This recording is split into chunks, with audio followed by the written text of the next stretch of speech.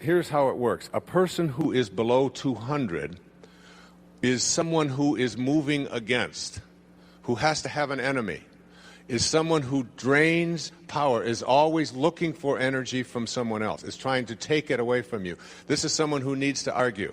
This is someone who needs to prove a point. This is someone who needs to make you feel worse about yourself. And generally when you're in the energy field of someone below 200, when they leave your energy space, when they leave the field that you are in them with them, you feel worse about yourself.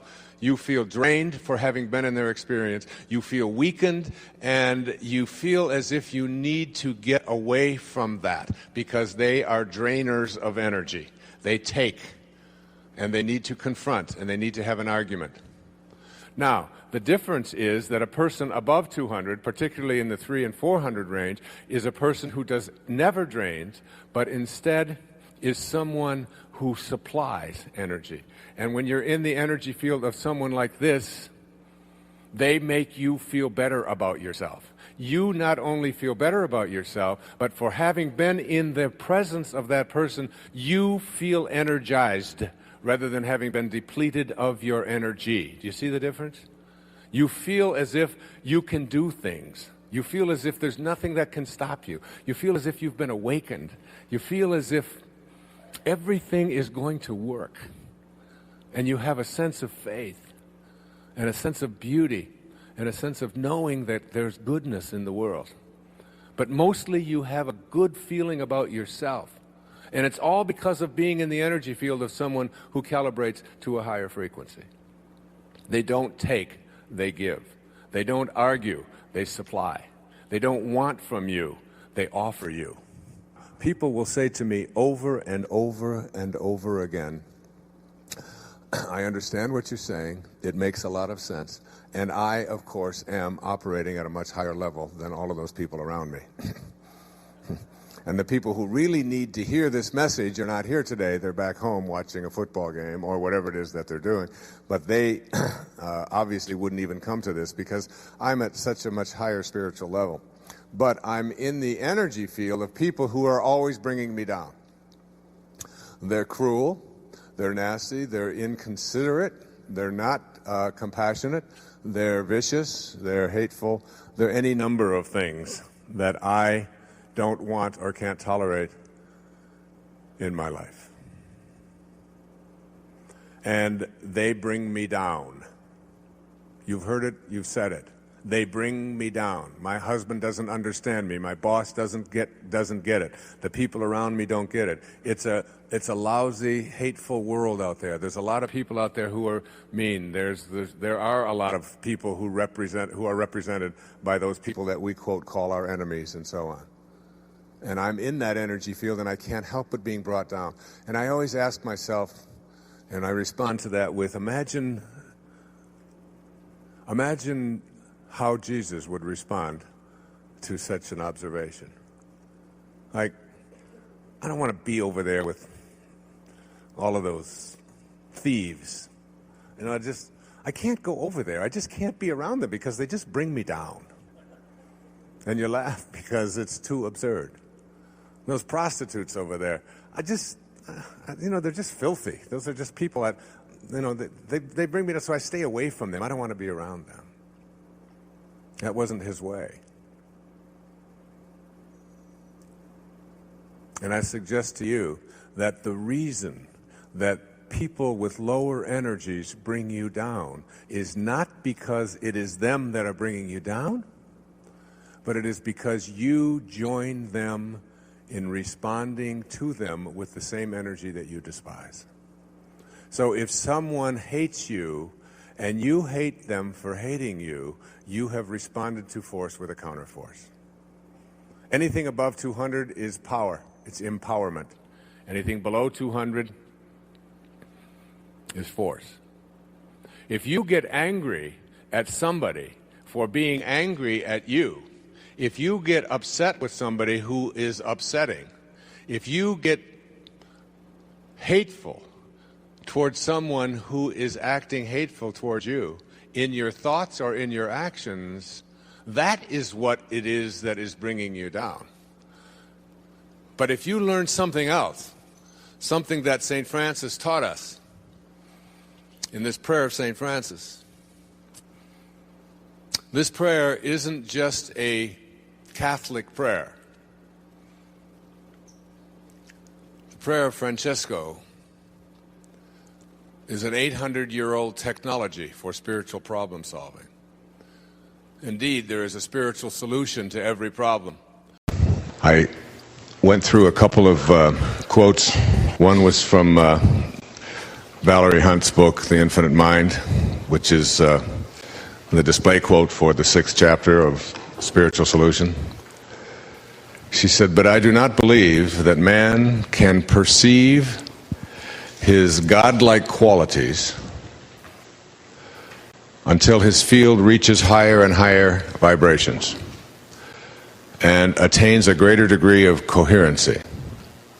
No matter how hard we may try to receive spiritual guidance, we cannot until our fields are attuned to that vibrational system called God." Let me share that with you again. "But I do not believe that man can perceive his godlike qualities until his field reaches higher and higher vibrations and attains a greater degree of coherency." So that you can sit there in anger and in fear and in shame and all of the reactions in your life that compute to make you weak, and that will make sense shortly. And you can never come to know God according to the minefield theory that Dr. Hunt espouses and talks about, and according to a spiritual solution to every problem. Because when you're not at peace, you have sent your body into a vibrational field of energy in which you have allowed your mind to create the error or the illusion that you and God are no longer connected. And that begins to take over. And as hard as you may try, and no matter what you may do, until you can raise the frequency at which you vibrate, until you can raise the energy level at which you experience life, and move out of the lower and slower frequencies and into the higher frequencies, you will not be able to access and negotiate the presence of a spiritual solution to your problems. You see, the intellect has trouble with this, because the intellect is the mind and the mind is the ego. If you ask most people, where is your center? Where are you centered? They will point to their head. Where do you originate from? Where is your source? Where is your ability to think and to process? They will point to their head, and they will say, it's in my brain. My brain is what makes me be able to think and be able to understand concepts and so on. If you ask a spiritual being, where is your source? Where is your center? What is it that gives you the ability to understand these great miraculous things? They will point to their heart. And so, heart consciousness is very different than head consciousness. The head consciousness is one which tries to analyze it, so tries to figure it out, and has a great deal of difficulty with it because it's coming from this position of separateness. The heart is your intuition. The heart is the part of you that says, I know and I trust, and it works for me, and I don't have to convince anyone else of it. And once you have this, even prayer becomes not like, most people think of prayer as like, God is like this huge vending machine in the sky, all right? And I put in my tokens, and I behave in a certain way, and certain things are going to come to me. But there's an authentic kind of prayer that is very different than this. And this kind of prayer is one in which your prayer is in communion with God rather than separation from. I turn it over to this higher part, but it's not something that I'm ever separate from. That's trust. That kind of trust, in combination with knowing that you're no longer afraid of being God. Know ye that ye are gods. And I am in you, and you are in me, and I am in the Father, and the Father is in me. It's like this is something that we are being taught, and yet we have been conditioned almost to subscribe to another idea which says that I am not trustworthy, I am separate from, I can't do those things. That has to be transcended. You have to understand that in terms of people using it to give fear to you. And our greatest fear is the fear that we're going to be alone, that we're going to be abandoned. But this universal intelligence that is everywhere, this divine intelligence that is universal, that is in all things, how can it abandon us? Wherever we go, it's there. When you trust in that and know it without any doubt, you begin to see it everywhere. You see it in the flowers. You see it in the sunsets. You see it in your babies and in your mother-in-law. You see it in all places. And what you're doing when you see it is you're recognizing that I am worthy, and I am important, and I am significant. Yes, I am connected to God. I am what God is doing. And that's the subject of the next principle. Honoring your worthiness to receive. Thank you. Equanimity is nothing more than being at one with God. It is what... I was down in Australia just interviewing me, and a woman asked me, she said, what is your mission? And I said, without even realizing what I said, my mission is God realization. And she said, what do you mean by that? I said, that's where every thought that I have is on an equal level with the source that I came from.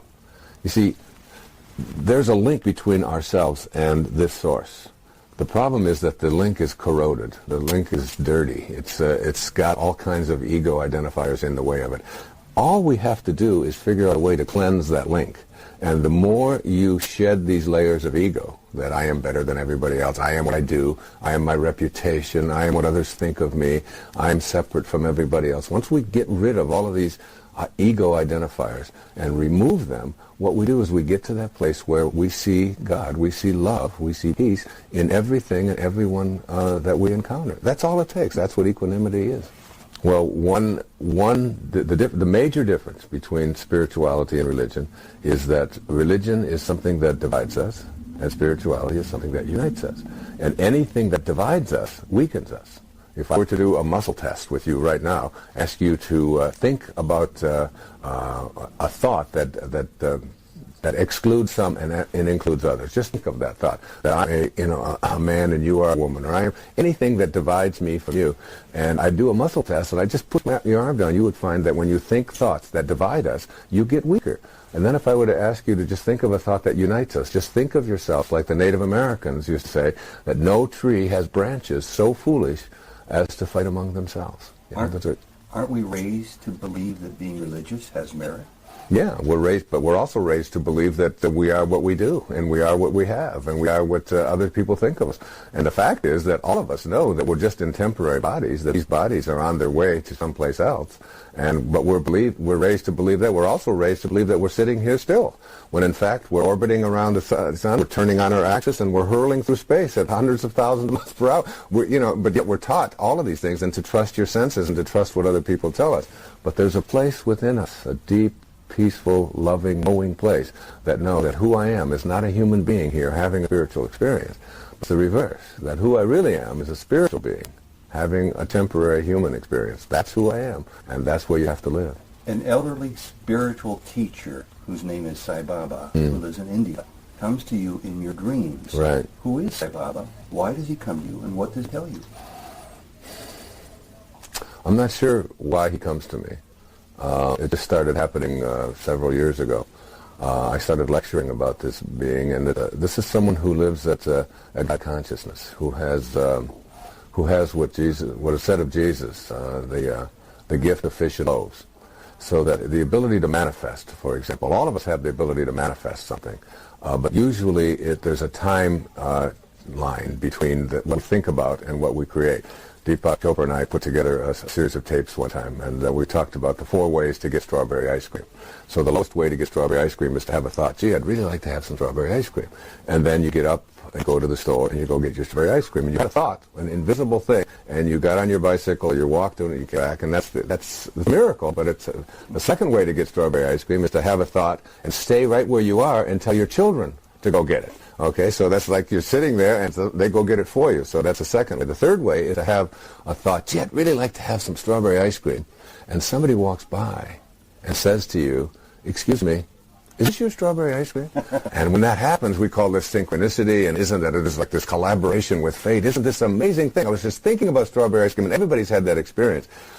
But the highest way to strawberry ice cream is to have a thought, gee, I'd really like to have some strawberry ice cream, and then you manifest it. And Sai Baba lives at that level of consciousness where there's no delay between a thought. It's called the gift of fish and loaves. The ability to be able to manifest from your thoughts because you're living at such a level, such a high vibrational level that your thoughts and what you are thinking about all become one, that everything is one, and he lives in that oneness.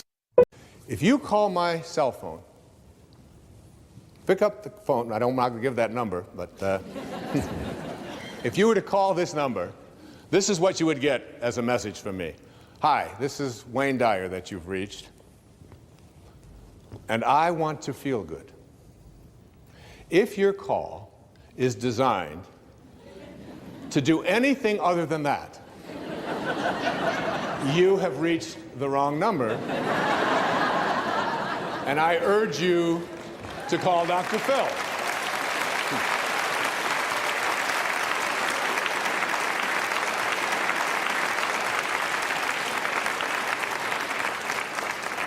But feeling good is perhaps the most important thing that I can talk to you about here in cleaning up this link. If you open up the Torah, this ancient spiritual text, the Old Testament, and go to the very opening lines, Genesis 1:1, it says, what? In the beginning, God created heaven and earth. Pretty simple. God is infinite. Out of this source came all the material worlds. And then if you read down 31 lines later, it says, and all that God created was good. So good and God are synonymous, aren't they? Good and God, just an O, just one extra O. So that when you say, I want to feel good, as you'll see as this program unfolds, you're really saying, in a way, I want to feel God. I want to feel whatever this beautiful source of all, this divine mind, this source of all things, I want to feel what it feels. Now you might say to yourself, yeah, it's easy to say I want to feel good, but how can I feel good when so much around me is bad? How can I feel good if my sister-in-law has cancer? And how can I feel good if I know that over on the other side of this planet there are people who are starving to death? And how can I feel good if there are people who are poor and I have money, and there are people who are starving? And how can I feel good when my children act in the way that they act? Or how can I feel good? And I suggest to you that when you say I want to feel good, what you're saying is I want to feel God. I want to feel this. I want to connect here. And I want to offer this to you as a very important and powerful piece of advice that came to me years ago. You cannot get sick enough to heal one person on this planet. And you cannot get poor enough to make one person wealthy on this planet. And you cannot get confused enough to unconfuse one person on this planet. No amount of your feeling bad, when you say feeling bad, what you do is you lose your connection to Source. And when you lose your connection to Source, what happens is you create something called resistance. I can't do this. It's not possible. I don't deserve it. It's just not something that I can do. And when you create this kind of resistance, you have emotions. And these emotions become sadness, fear, worry, anxiety. And what I'd like to offer you is a way for you to use these emotions that you are experiencing at any time in your life and use them as a system, as a barometer, as a guidance system to say to yourself, what kinds of thoughts am I having that are keeping me from being in rapport with this field of intention.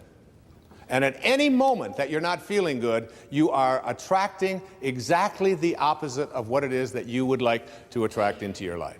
You are using this as a way to keep yourself from feeling God or feeling good. If you are listening to the news, and the news is filled with all of the reasons why you should be depressed, and it's not an accident that then they are sponsored by all of the reasons why you should take these narcotics or these pills or whatever it is in order to get over. So here's some depression, and wait a minute, we'll be right back. Here's a way out of it, okay?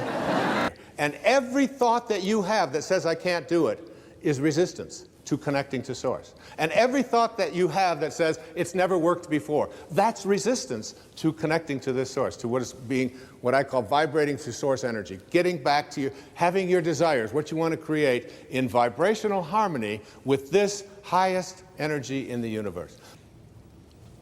My teacher in India one time, Nisargadatta Maharaj, said, when he was asked the question, there's wars going on in Pakistan, there's people having difficulties here, there's people dying, there's starvation. How can you say that I can heal myself, and how can you be at peace when you see all of this going around? And you know what he said to his devotee? He said, in my world, nothing ever goes wrong. What a powerful idea that is. And I remember reading in some of Castaneda's later works saying that freedom is really a disappearing act. It's like you have to learn how to disappear your ego.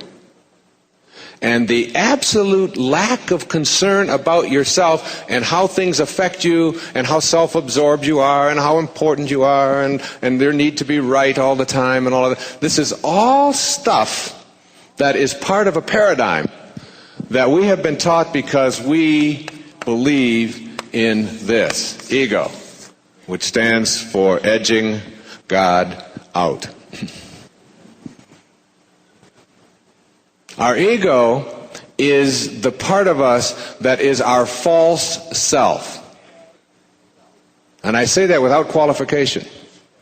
It is the part of us that would have us believe that we are separate from, that we are more important than, that we are special. And I want to tell you right now, folks, if you want to understand higher awareness, you got to get off of this thing that you are special.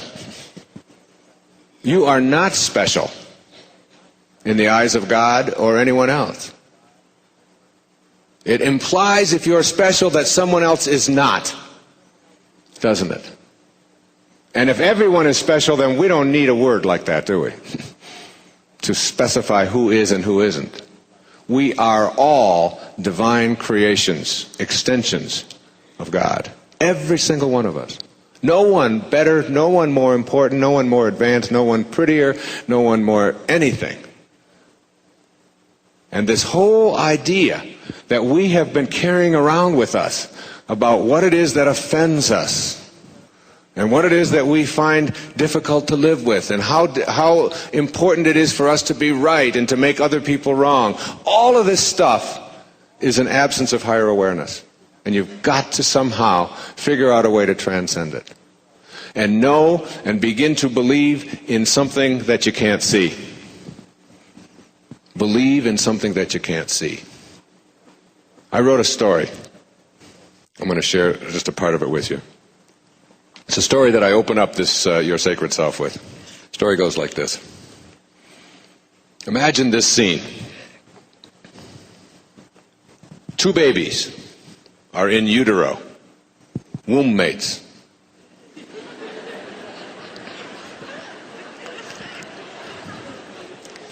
Confined to the wall of their mother's womb, and they are having a conversation. Okay, just willingly suspend, just let this in, okay? Two little twins having a conversation. For the sake of clarity, we'll call these twins ego and spirit. Spirit says to ego, I know you're going to find this difficult to accept, but I truly believe there is life after birth. Ego responds, don't be ridiculous. Look around you. This is all there is. Why must you always be thinking about something beyond this reality? Why don't you just accept your lot in life? Make yourself comfortable. Forget about all these life after birth nonsense. Go in the corner and grab your cord and knock it off. Spirit quiets down for a while, but her inner voice won't allow her to remain silent any longer. Ego, now don't get mad, but I have something else to say. I also believe that there is a mother. A what? A mother. A mother? How can you be so absurd? You've never seen a mother. Why can't you accept that this is all there is? The idea of a mother is crazy. You are here, alone, with me. This is your reality. It's wet. It's cold. It's crowded. This is it. Trust me, there is no mother. Trust me. Spirit reluctantly stops her conversation with ego, but her restlessness soon gets the better of her. Ego, she implores, now listen, without rejecting my idea, just listen. Somehow I think that those constant pressures that we both feel, you know, those movements that make us so uncomfortable, that continual repositioning and all of that closing in that seems to be taking place as we keep on growing, that this is all getting us ready for a place of glowing light, and we're going to experience it very soon. Now I know you're insane, replies ego. All you've ever known is darkness. You've never seen light. How can you even contemplate such an idea? Those movements, those pressures you feel, these are your reality. You are a distinct, separate being. This is your journey. Darkness and pressures and a closed-in feeling. This is what life is all about. You're going to have to fight it as long as you live. Now grab your cord and stay still. Spirit relaxes for a while, but finally she can contain herself no longer. Ego, I have only one more thing to say, and then I'll never bother you again. Go ahead, ego responds. Go ahead, impatiently. I believe all of these pressures and all of this discomfort is not only going to bring us a new celestial light, but when we experience it, we are going to meet Mother face to face and know an ecstasy that is beyond anything we've ever experienced up until now. You really are crazy, Spirit. Now I'm convinced of it.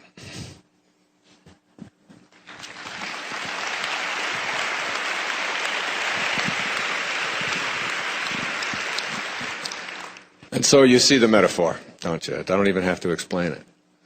I was honored to participate in a collection of writings, which we have some here, called The Experience of God. Myself, Deepak Chopra, Marianne Williamson, Mother Teresa, the Dalai Lama, Louise Hay, Ram Dass, Bernie Siegel, Scott Peck, Joan Borysenko, and 30 others. People I'm honored to be in there. We all wrote about our direct experience, our direct conscious contact with God. The experience of God. There's 40 of us that wrote in there. And making conscious contact with God through this thing called inspiration. When I'm inspired, I never ever get concerned about being hungry. I never get tired when I'm inspired. When I'm writing, I can go away and write for day after day. I sleep an hour a day, 2 hours a day. Drink nothing but water. Don't feel hungry. The right people always seem to show up. I go to the mailbox and the right, the thing that seemed to be missing before is always right there for me. The telephone rings, it'll be someone calling, and I wrote about some of that in Wisdom of the Ages. When I was stuck on something when I was away writing one of these essays, Deepak picked up the phone, and only 2 people in the whole world knew my phone number where I was in seclusion. It was my wife and my other wife, Deepak. And I told him that, and I wrote about it in there, and he gave me something in that talk that it just put, like, they say it in Sanskrit that when the student is ready, the teachers appear. What is the context in which you can move out of individual and group consciousness and into mystical consciousness or unity consciousness, it is only available, as far as I know, through this process called meditation. You can't do it any other way. And with meditation, the very opening essay in here was from Blaise Pascal and Pythagoras, two of the greatest scientists who ever walked among us. And Pascal in the 16th, 17th century said, all of man's troubles stem from his inability to sit quietly in a room alone. Most of us just don't know how to get quiet. And it is like, I tell people, don't learn to meditate or don't practice meditation because it will make you feel younger, which it will. It'll even make you look younger, which it will. Because it takes the stress right out of your skin, right out of your life. Don't learn to meditate and practice meditation on a daily basis because it will give you the equivalent of a night's rest in 20 minutes, which it will. But learn and practice meditation because it is the only way that you can transcend the duality of the physical plane. Jesus was known as a non-dual being. No right, wrong, beginnings, ends, male, female, none of that. Only the one. And in silence, silence is like zero. You cut it in half and you still have only zero. You can't divide silence. It's the oneness. Melville said God's one and only voice is silence.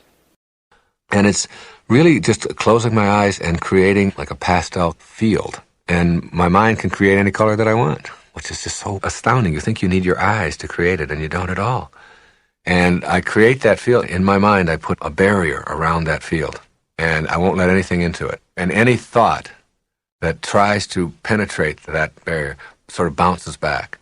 And it takes about 2 or 3 minutes to get yourself like totally relaxed. Now, I don't really believe that anybody can just not think at all. I think that's part of the trap. It's part of the human condition that thinking always goes on. Even thinking about not thinking is still thinking. But you don't have extraneous thoughts. You get like single-minded. And this is wonderful, wonderful training for anyone. And so it's like as you do that and you just won't let a thought in and you won't let a thought in and you won't let a thought in, you become very, very, very relaxed. And then you can create whatever you want. I create a light. It's like a white light, a spotlight way off in the distance in my mind. And I approach it. I just keep coming closer and closer and closer to it with this pastel field, keeping any thoughts from bombarding it. It's amazing how at the beginning, when you first start this, how it's hard to go 5 seconds. 5 seconds without having some kind of thought impinging. Boom, all of a sudden you catch yourself doing that. Then you get to 10 seconds, you get to 30 seconds, and before long, you can do a couple of minutes. And as I move and move towards the light, for many years, I was afraid of the light. I would get close to it, and I knew that if I went into it, that something was going to happen that I didn't know. And so I'd always sort of approach it, and then I'd come back. And then I allowed myself just to go through it. I just surrendered to it. I said, I can handle it. I created miracles in that space for myself. And in the world that I came back to when I left the meditation as well. I do that on a regular basis. The result, the peacefulness, the harmony, the serenity, the energy that you begin to get when you just take a few minutes a day, 10 or 15 minutes a day, put yourself into a sensory deprivation kind of atmosphere, a tub of water, under a tree, in a meadow, and just go into your mind. The wake is a trail that is left behind. Can the trail that is left behind make the boat go forward? So now you have to look at your life and all of the things that have transpired in your life and ask yourself what's making your life go in the direction that it's going. Well, it's the present moment energy that is being generated by your mind, by your thoughts, that is making your... And one of the great ironies, I've been studying some of the teachings of a man named Bashar. Anybody in here ever hear of Bashar? Very, very interesting information. And when he talks about these different dimensions of being, he calls them densities. So in this third dimension, or the third density, we have something called cause and effect.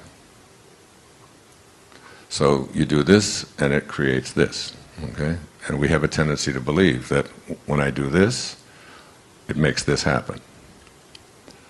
And then he said we move into the fourth density. I'm not going to go into all of this now, but into the fourth density, in which there is no cause and effect, in which every single moment is disconnected from the next moment, and that the present is not created by the past. This is just something to really ponder, because it's going to get really good when we get to the satsang. The present is not created by the past. The past is created by the present in the fourth density, in the fourth dimension. And that's the dimension where you leave the world of cause and effect, and you realize that everything that ever happened to you up until this moment happened to you in the present. And in quantum physics teaches us that there is no such thing as time, and it does, that it's all one, especially in the world of spirit, in the world of God, it's all one. Then the past is something that we are creating now. And the idea, this exciting, exquisite idea, that you can change the past by becoming something different in the present, becomes a reality. Now, you're all saying, that's just too far out, I can't do that, that's just too weird, I can't do that. But the truth of it is, for 1/3 of your entire life here on this planet, while you are asleep, you're able to do just what I just described. You can create any past that you want. And you have left this dead thing laying on the bed. It's just, you've just left, life has left it, it's just there. And you're off someplace else, creating the past that you want, right? And creating the future that you want. Higher consciousness is something in which we can create a whole new way of being when we get past, and then he talks, that's the fourth density, or the fourth dimension, where you begin to realize that there is no cause and effect, that everything is just, one moment is not connected to the next. What you did a month ago is not connected to what you are doing today, even though this linear mind of yours has convinced you that it's absolutely why this happened. The fact is, in a quantum sense, everything is being recreated every moment, every moment. Your whole body is being recreated every moment, every moment.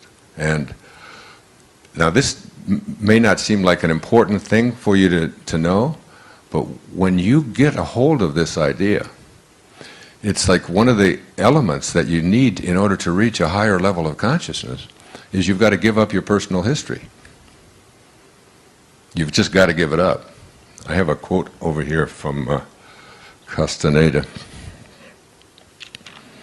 He said, one day I finally realized that I no longer needed a personal history. And just like drinking, I gave it up. And that, and only that, has made all the difference in my life.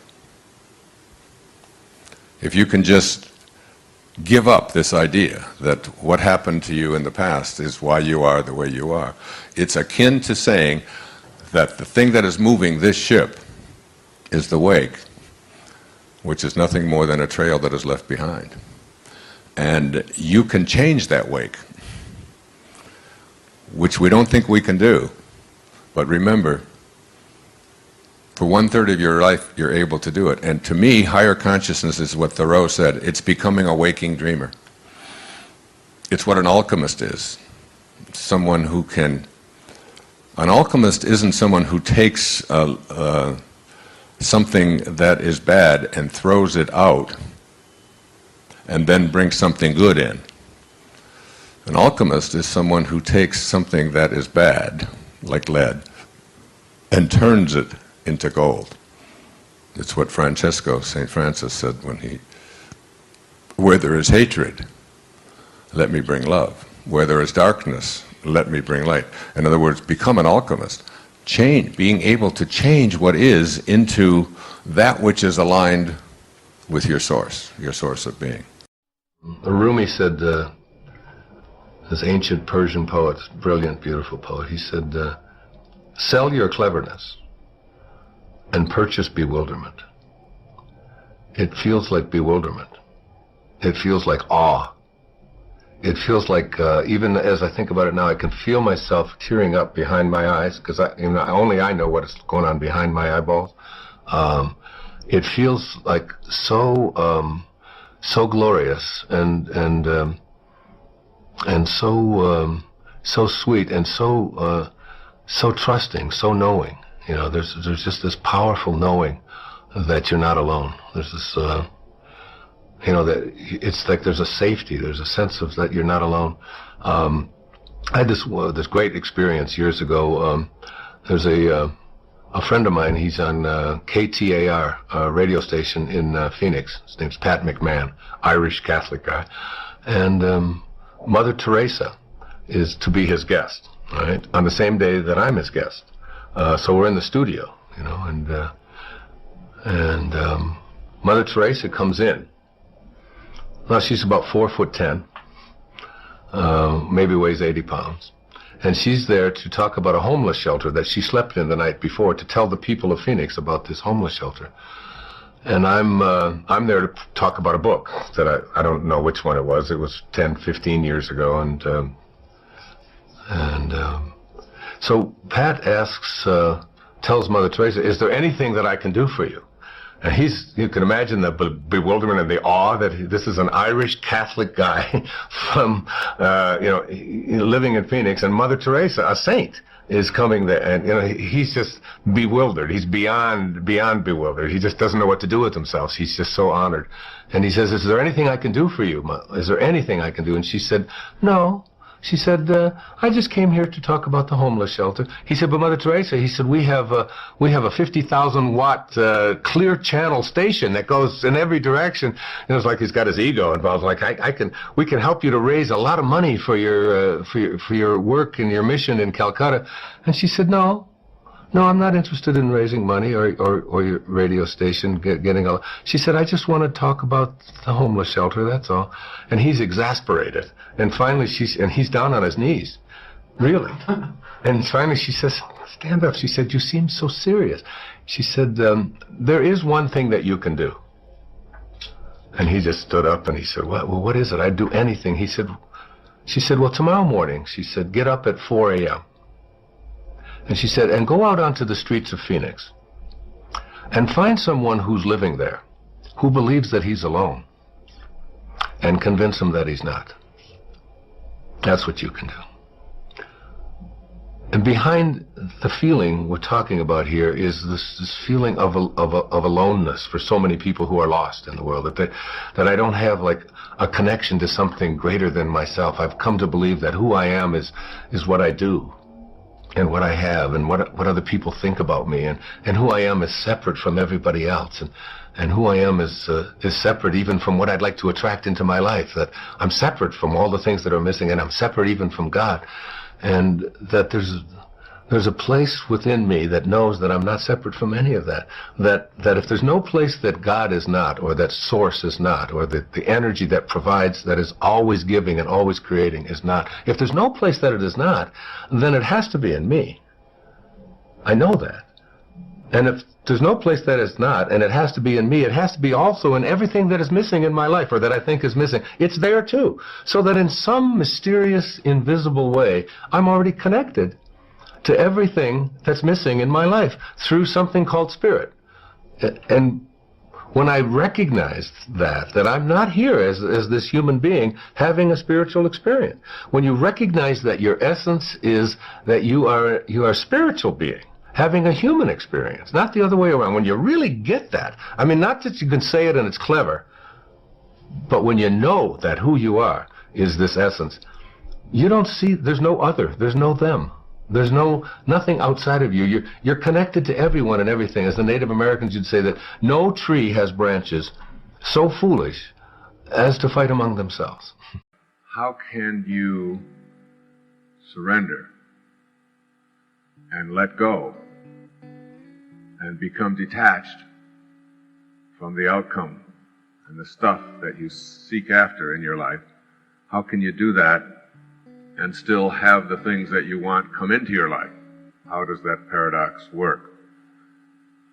One of the things that I have learned in my own speaking is to let go of the outcome, to be unconcerned with the reaction and what's in it for me, and indeed to just surrender. And in my meditation before I speak, I always repeat the mantra endlessly over and over again, and I find myself doing this more and more in my life, and something that I urge you to do. I ask the question, how may I serve? Just, how may I serve? How may I serve? How may I serve? There are 1,000 people there. How may I serve them? It's like getting the focus off of what's in it for me and how do I look and whether I say the right thing and whether people like what I say and whether they buy things that I have or whatever. And instead, like letting all of that go. Just letting that go. And getting the focus of your life, the centeredness of your life on this business of serving. And the irony of it is that when you get to that point where you're able to do it and let go of that outcome, all of the stuff that you chased after and worked so hard for and figured you had to have back here begins to chase after you and show up in your life. And it isn't you're no longer on the treadmill. It's like a surrendering. And so that's what I do when I come on stage. And it's almost as if God says to me, it's like, as long as you stay on purpose, you'll never stumble. And you'll know what to say. And when you get off of that, and you shift your alignment away from that, then you won't be able to do what you're doing. And the same thing happened in the writing of this Real Magic. For the first time in my life, I experienced what I have come to call automatic writing, where I left home and went off to Maui and sat down and in 8 weeks' time just produced this book without any struggle whatsoever, not one moment of struggle. And it just seemed to be there, and it seemed to flow. And I can type, like when I sit down and type a letter or a contract or anything that I might have to put out on a typewriter, I'm one of these kind of typists. I just look around. I can do it rather quickly, but I have never had the formal training in typing. But when I write at this little typewriter, I can go along and close my eyes and write at 70 and 80 words a minute when you get into that automatic. And I can't tell you how I do that, because I had completely let go. And I wasn't concerned with whether the editors liked it, how it came out, whether or not it was a bestseller, whether people were going to buy it, whether the reviews were going to be. Nothing. It was like very, very peaceful. And it's a very peaceful place that I'm asking you to look at and get to in your own life. I learned to do it about 10 years ago when I really honed this, and that was when I was speaking in Houston. There were about 3,500 people who had all paid a lot of money to come and hear me, and it was an evening with Wayne Dyer.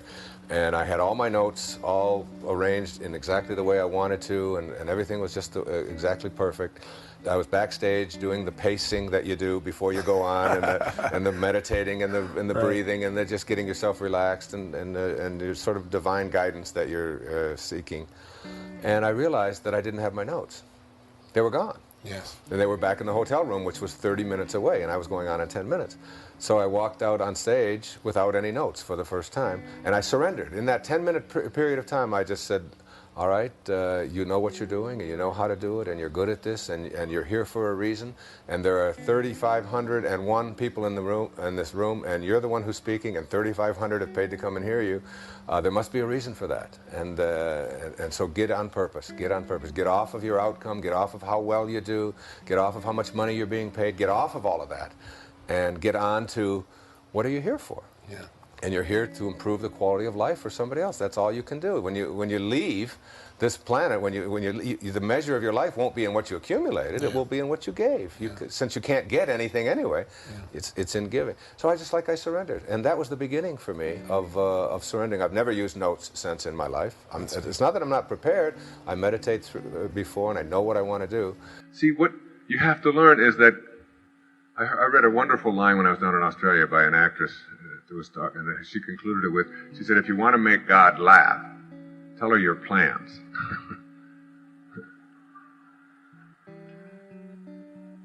See, God's plan works, essentially, and yours doesn't. Basically.